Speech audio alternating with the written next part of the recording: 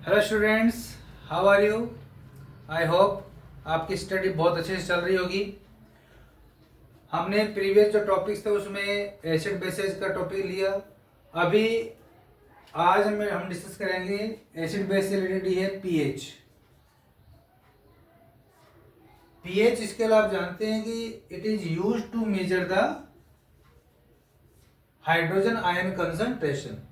Indicators का काम होता है केवल आइडेंटिफाई करना एसिड बेस को या तो, लेकिन यहाँ पर पीएच क्या काम करेगा? पीएच हमें ये बताएगा कि कोई भी एसिड है या बेस है वो कितना ज्यादा स्ट्रॉन्ग है या कितना ज्यादा वीक है।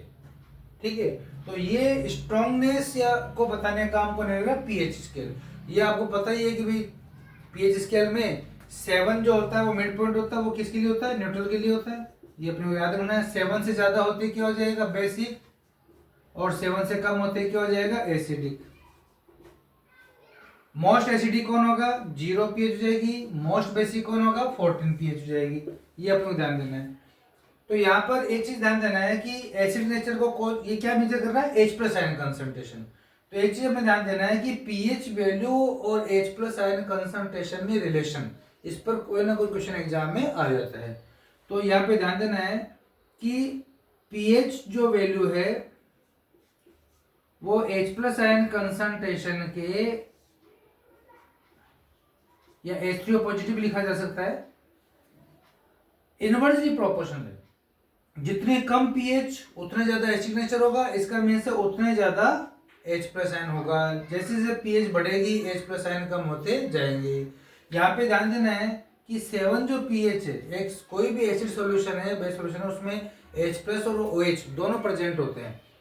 7 पर H प्लस आयन और OH minus ion concentration equal हो जाता है। ये अपने ध्यान देना, एग्जाम में बाई चांस अगर आ जाए कि न्यूट्रल सॉल्यूशन के लिए H प्लस और OH माइनस आयन का कंसंट्रेशन क्या होगा? इक्वल होगा।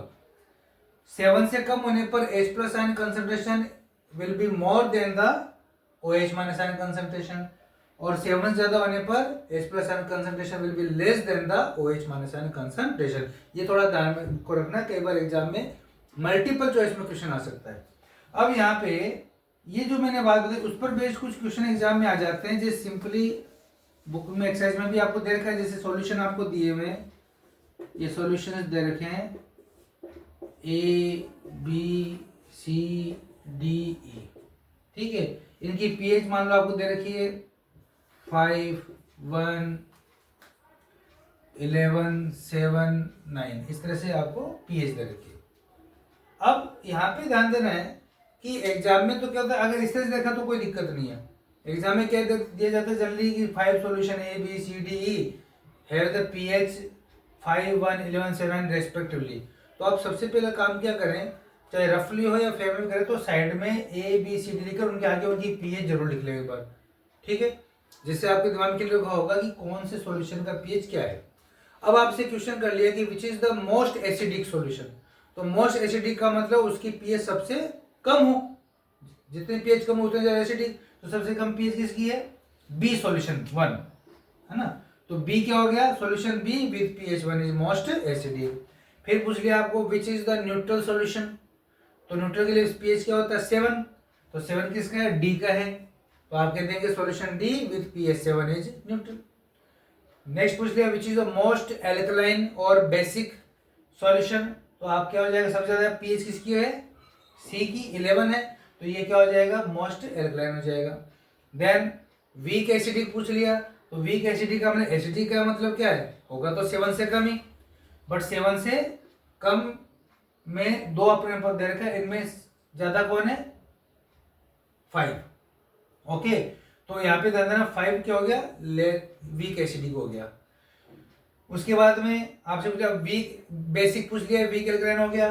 तो एल्कलाइन या बेसिक तो 7 से ज्यादा ही होगा। तो यहाँ पे ये तो हो गया most acidic, most basic already हो गया, और ये क्या हो गया? मोस्ट वीक एल्कलाइन नेचर हो जाएगा। तो इस तरह से आपको ये चीजें आइडेंटिफाई करनी होती है। इसमें एक क्वेश्चन और ऐड कर देते हैं कि arrange the solution in the increasing order और decreasing order of the H plus ion concentration. तो यहाँ पे एक बात ध्यान देना है, increasing order, decreasing order of H plus ion concentration। अब यहाँ पे ध्यान देना है कि इंक्रीजिंग ऑर्डर लिखते समय क्या आपको पता तो होती चीजें, लेकिन लिखने में हम गलती कर देते हैं और एग्जाम में मार्क्स लिखने का मिलता है। आपको हमेशा ध्यान देना है इस पॉइंट को। आप व्हाट आर यू राइटिंग, ये बहुत जरूरी है, ध्यान देना। इंक्रीजिंग ऑर्डर पूछा गया है, इसका मीन्स इंक्रीज होने का मीन्स क्या हो गया, लेस टू मोर। ये ध्यान देना आपको, लेस टू मोर। और डिक्रीजिंग मतलब क्या हो गया, मोर टू लेस। ये चीज ध्यान देना, मतलब कम से ज्यादा, और डिक्रीज मतलब ज्यादा से कम, घटता हुआ, ज्यादा से कम, उसके अकॉर्डिंग फिर आपको अरेंज करें। अब डिक्रीजिंग ऑर्डर वो एक्सप्रेस साइन का मतलब कम से ज्यादा, सॉरी इंक्रीजिंग ऑर्डर का मीन्स कम से ज्यादा। अब इंक्रीजिंग मतलब सबसे ज्यादा सबसे कम किसकी होगी, सबसे कम किसकी होगी इंक्रीजिंग में, बताओ। एक्सप्रेस साइन सबसे कम किसमें होगा, जो सबसे ज्यादा, जिसकी पीएच सबसे ज्यादा। रिलेशन क्या है, H plus ion concentration inversely proportional to pH. तो पीएच जिसकी सबसे ज्यादा होगी उसमें एच प्लस सबसे कम होंगे। सबसे ज्यादा पीएच कौन है, 11, यानी सी हो गया। कॉमा लगा दो, आप कॉमा लगाओ, greater than less than sign की कोई जरूरत नहीं है, आप सीधा कॉमा लगा दो, कोई इशू नहीं है। हेडिंग डाल दो इंक्रीजिंग ऑर्डर और एच प्लस कंसंट्रेशन, और उसका कॉमा लगा के आपको लिखना है। सी सबकी ज्यादा, उससे कम फिर कौन है, ई, फिर उससे कौन हो गया 7 नंबर, डी, फिर 7 पीएच, देन 5 ए, और सबसे कम पीएच किसकी होगी, बी की हो गई 1। ये हो गया इंक्रीजिंग। सबसे कम एच प्लस आयन सी में होंगे, और फिर उससे ज्यादा, फिर उससे ज्यादा, फिर उससे ज्यादा, और सबसे ज्यादा बी में होंगे। ये हो गया इंक्रीजिंग ऑर्डर। डिक्रीजिंग ऑर्डर मतलब इसका उल्टा हो गया, ज्यादा से कम, तो सबसे ज्यादा किसमें, बी में, फिर उससे कम ए में, देन डी में, देन ई में, और देन सी में। ये हो गया इसका डिक्रीजिंग ऑर्डर। तो ये अच्छे से याद करें। इंक्रीजिंग आपको पता होने के बावजूद में अगर आपने गलत लिखा है तो मार्क्स नहीं मिलेगा। तो इसलिए ध्यान दें, इंक्रीजिंग मतलब कम से ज्यादा, और डिक्रीजिंग मतलब ज्यादा से कम। ये दिमाग में सेट रखिए, फिर उसमें लिखना है। अब इसके बाद में एक चीज इसमें आती है, यूनिवर्सल इंडिकेटर। यूनिवर्सल इंडिकेटर के अंदर क्या होता है, it is a mixture of the various indicators that show different colours for different pH value और different H plus ion concentration. एक ही सॉल्यूशन होता है जिसको आप अलग अलग सैंपल में आप वही सॉल्यूशन डालेंगे तो अलग अलग पीएच के अकॉर्डिंग अलग अलग कलर आपको मिल जाएगा। और एक पीएच पेपर होता है जिस पर अलग अलग कलर मेंशन होते हैं, और उन कलर को आप और आइडेंटिफाई कर सकते हैं पीएच के अकॉर्डिंग। तो यहाँ पर आप ध्यान देंगे, कलर आप ध्यान दें, अगर यूनिवर्सल इंडिकेटर आपने यूज किया है एग्जाम में, यूनिवर्सल इंडिकेटर दिया हुआ है और कुछ कलर दिए हुए हैं, तो आप ध्यान कर लें। अगर कलर आपको दिया हुआ रेड, ऑरेंज, येलो, या फिर ओनली ग्रीन कलर दे रखा है, या फिर दे रखा है डार्क ग्रीन, डार्क ग्रीन हो सकता है, ब्लू हो सकता है, पर्पल या वॉयलेट कलर हो सकता है। ये कलर अगर दे रखे हो तो आप क्या आइडेंटिफाई करोगे, रेड ऑरेंज येलो कलर आ गया, इसका मतलब वो सॉल्यूशन का सैंपल कैसा है, एसिड है, एसिडिक है वो सैंपल। ओनली ग्रीन है तो वो न्यूट्रल है।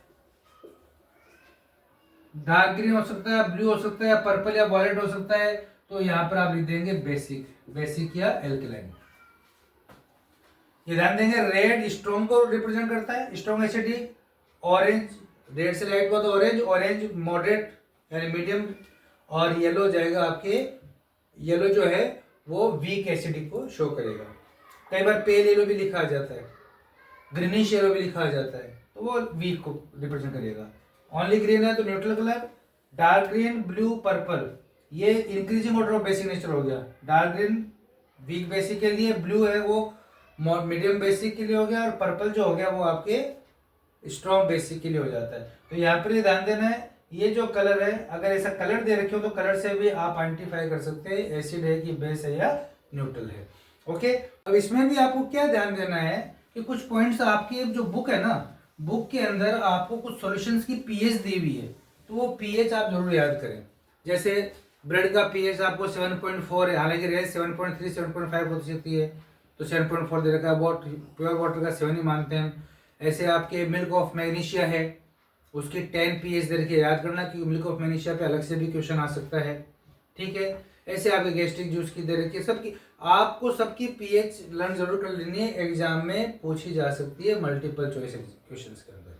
अब इसके अंदर आता है कुछ सोर्सेज हैं एसिड्स के, तो वो भी आपके टेबल है। ऑर्गेनिक जो एसिड्स सोर्सेज हो सकते हैं, जैसे आपके एसिटिक एसिड है, ठीक है, आपके सिट्रिक एसिड है, ऑक्जेलिक एसिड है, टार्ट्रिक एसिड है, मिथेनोइक एसिड है, इन सब के सोर्स आप जरूर याद करो, इन पर भी मल्टीपल चॉइस में क्वेश्चन आने के चांसेस रहते हैं।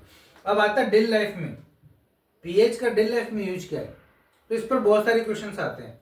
जैसे ह्यूमन बॉडी कितना पीएच में वर्क करती है, 7.0 टू 7.8। अब एसिड रेन हमारे लिए हार्मफुल क्या है, एसिड रेन का पीएच कितना होता है, एसिड रेन का पीएच क्या होगा, जब उसका पीएच बिलो 5.6 हो जाए, 5.6 से कम होते ही वो जो है वो एसिड रेन बन जाती है। लेकिन वो एसिड रेन हार्मफुल क्यों है, क्योंकि वो एक्वेटिक में जाएगी, तो एक्वेटिक जो ऑर्गेनिज्म है, क्योंकि सभी ऑर्गेनिज्म का पीएच बॉडी का वो एक सर्टेन पीएच नंबर करता है, तो पीएच डाउन होगा तो मेटाबॉलिज्म डिस्टर्ब हो जाएगा। इसके अलावा सॉइल जो है उसमें माइक्रोब्स खत्म हो जाएंगे, माइक्रोब खत्म होंगे तो फर्टिलिटी अफेक्ट हो जाएगी। क्वेश्चन आ सकते हैं कि why the acid rain is harmful, तो एक वैल्यू बेस्ड क्वेश्चन बनता है, तो सॉइल की फर्टिलिटी डिक्रीज होगी, एक्वेटिक ऑर्गेनिज्म का जो बॉडी है वो एक सर्टेन पीएच में वर्क करता है, तो वो मेटाबॉलिज्म बिगड़ेगा, डिस्टर्ब हो जाएगा। ये सब चीजें उसमें लिखने के लिए होती है, ज्यादा 1 या 2 नंबर क्वेश्चन बनता है इस पर। ऐसे ही आपके सॉइल है, अब सॉइल की मान लो पीएच बढ़ गई, सॉरी कम हो गई, मतलब एसिडिक हो गई, तो क्या करेंगे हम, तो आप देखते हैं फार्मर्स क्या करते हैं, जनरली बेसिक नेचर के सब्सटेंस यूज करते हैं, जैसे स्लेग लाइम का स्प्रे कर देना है, या चौक है, या लाइम स्टोन का जो पाउडर होता है ना उसको पाउडर को डालना है। ऐसा क्यों, क्योंकि आपके लाइम स्टोन है, चाहे आपके चौक है, आपके स्लेग लाइम है, ये सब कैसे नेचर के, बेसिक नेचर के हैं, तो इसलिए क्या होगा, वो एक्सेस एसिडिक नेचर को न्यूट्रलाइज कर देगा। ये एक क्वेश्चन भी बन सकता है, बुक में भी है आपके। ऐसे ही आपके डाइजेस्ट सिस्टम के अंदर है, तो डाइजेस्ट सिस्टम के अंदर हमारा जो स्टमक है उसमें एसिडिक पीएच होता है, तो उसमें एसिडिटी कॉज कब होती है, जब हम बहुत ज्यादा फूड गेन कर लेते हैं, प्रेशर बढ़ता है, एक्सेस एसिड सीक्रेट हो जाता है, एक्सेस सीक्रेट होगा तो क्या होगा, वो यूटिलाइज नहीं होगा, और एसिडिटी कॉज के इरिटेशन है, पेन है, वो क्रिएट करेगा। तो इसको ये क्या बताते हैं, एंटासिड। अब यहाँ पे ध्यान, एंटासिड, एंटासिड की मैं बात करूंगा यहाँ पर, जिस पर एग्जाम में बहुत बार क्वेश्चन आते हैं। एंटासिड देखो, एंटासिड के फॉर्म में अगर हम बेस ले रहे हैं, बेस भी कैसा होना चाहिए, माइल्ड, कैसा होना चाहिए, माइल्ड बेस ले सकते हैं, या आप माइल्ड बेसिक सॉल्ट ले सकते हैं, ये ध्यान देना अच्छे से, दोनों ही आपके सिलेबस में है। माइल्ड बेस में आपके दे रखा है milk of magnesia, that is magnesium hydroxide, अच्छे से याद कर लेना, बहुत इंपॉर्टेंट है, जो मैंने अभी बताया था आपको। Milk of magnesia, magnesium hydroxide का अदर नेम है मिल्क ऑफ मैग्नीशिया, मॉम, इसका शॉर्ट नेम मॉम है। और ये जो है मिल्क ऑफ मैग्नीशिया, ये एक माइल्ड बेस है, सॉफ्ट बेस है, माइल्ड का मतलब नॉन कोरोसिव है, और इसलिए इसको एंटासिड में काम ले सकते हैं, जो एक्सेस एसिड को न्यूट्रलाइज कर देता है। क्वेश्चन आ सकता है, what is the formula milk of magnesia, why it is used in the as antacid, तो मिल्क ऑफ मैग्नीशिया जो है वो मैग्नीशियम हाइड्रोक्साइड है, और ये माइल्ड बेस है, नॉन कोरोसिव बेस है, इसलिए ये यूज किया जा सकता है एज एंटासिड, और एक्सेस एसिड को न्यूट्रलाइज कर देगा। सोडियम हाइड्रोक्साइड क्यों नहीं करते, सोडियम हाइड्रोक्साइड है, पोटेशियम हाइड्रोक्साइड है, कैल्शियम हाइड्रोक्साइड, उनको क्यों नहीं करते, वो भी तो बेस हैं, बट वो कोरोसिव हैं, इसलिए उनको नहीं कर सकते। माइल्ड बेसिक सोल्ट के अंदर आपके आता है बेकिंग सोडा, ध्यान देना, मैं एक पॉइंट दे रहा हूं, बेकिंग सोडा। Baking soda